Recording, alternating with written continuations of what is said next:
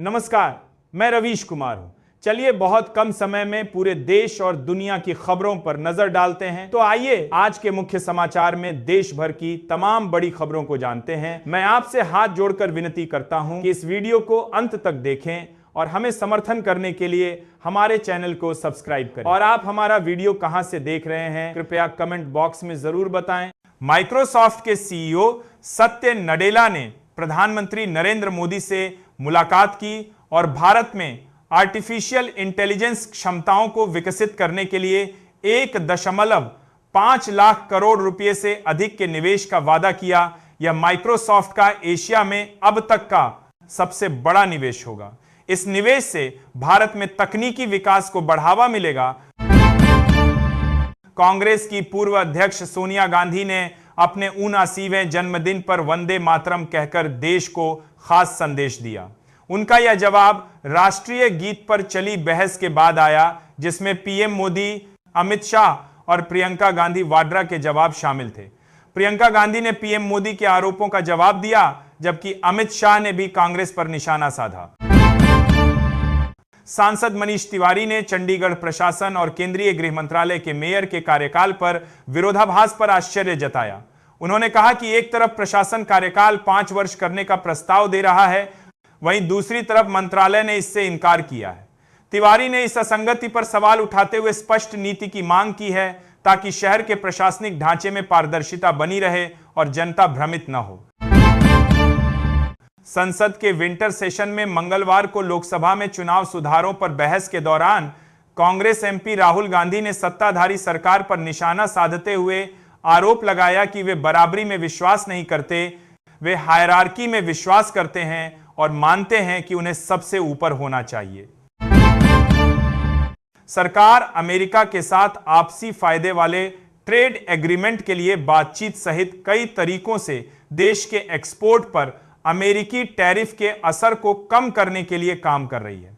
वाणिज्य और उद्योग राज्य मंत्री जितिन प्रसाद ने कहा कि इन उपायों से भारत के व्यापार संबंधों में विविधता और मजबूती भी आएगी। सरकार यूरोपीय यूनियन, पेरू, चिली, न्यूजीलैंड और ओमान के साथ आपसी फायदे वाले एफटीए को जल्दी पूरा करने के लिए बातचीत कर रही है।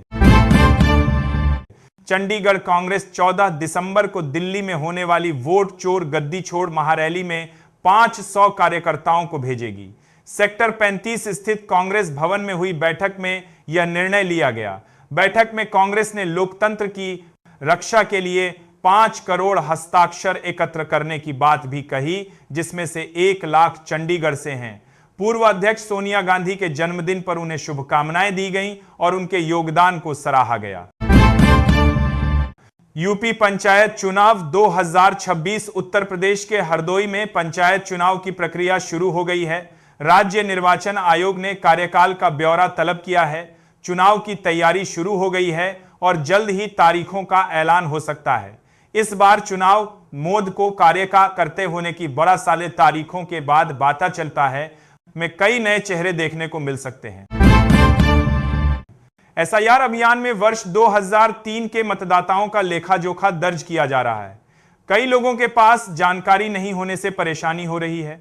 चुनाव आयोग ने मतदाता सुविधा पोर्टल बनाया है, जहां लोग अपना रिकॉर्ड ऑनलाइन देख सकते हैं और गणना प्रपत्र भर सकते हैं। प्रयागराज विकास प्राधिकरण पीडीए के कर्मचारी अजय कुमार को एंटी करप्शन टीम ने घूस लेते हुए रंगे हाथ पकड़ा। इस कार्रवाई के दौरान पीडीए कार्यालय में हंगामा मच गया और टीम के सदस्यों के साथ हाथापाई भी हुई। आरोप है कि पीडीए कार्रवाई भी हुई। कर्मचारियों ने टीम को घेर लिया और आरोपित को छुड़ाने की कोशिश की। बाद में आरोपित कर्मचारी के खिलाफ एफआईआर दर्ज की गई। रोहिंग्या घुसपैठियों के मामले पर देश के शीर्ष न्यायविदों में टकराव हो गया है। चीफ जस्टिस की रोहिंग्याओं को लेकर टिप्पणी के बाद कई पूर्व जजों ने सार्वजनिक पत्र जारी किया है, जिसमें उन्होंने कोर्ट के निर्णयों को देश की संप्रभुता और संविधान की गरिमा बनाए रखने वाला बताया। उन्होंने रोहिंग्या प्रवासियों को शरणार्थी के रूप में स्वीकार नहीं करने की बात कही और सिट गठन का समर्थन किया। पंजाब की मान सरकार ने ग्रामीण क्षेत्रों पर विशेष ध्यान केंद्रित किया है। सरकार ने जिला परिषद और ब्लॉक समिति के चुनावों में जीत का दावा किया है। ग्रामीण विकास को प्राथमिकता देने की बात कही गई है और आम आदमी पार्टी आपा ने इस जीत को अपनी नीतियों की सफलता बताया है।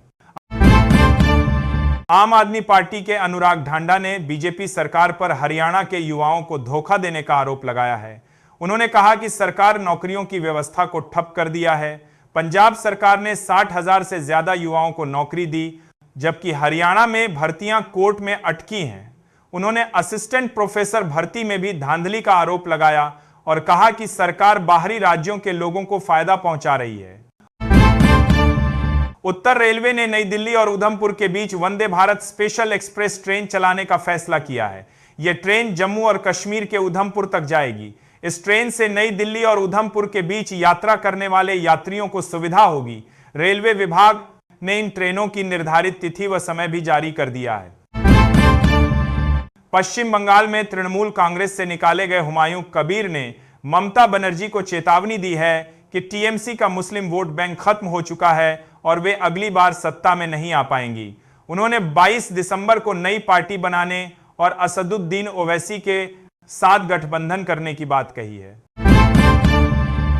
सिविल एविएशन मंत्री राम मोहन नायडू ने इंडिगो को 10% ऑपरेशन कटौती करने के निर्देश दिए हैं। यह फैसला फ्लाइट कैंसिलेशन को कम करने और एयरलाइन के ऑपरेशन को स्थिर करने के लिए किया गया है।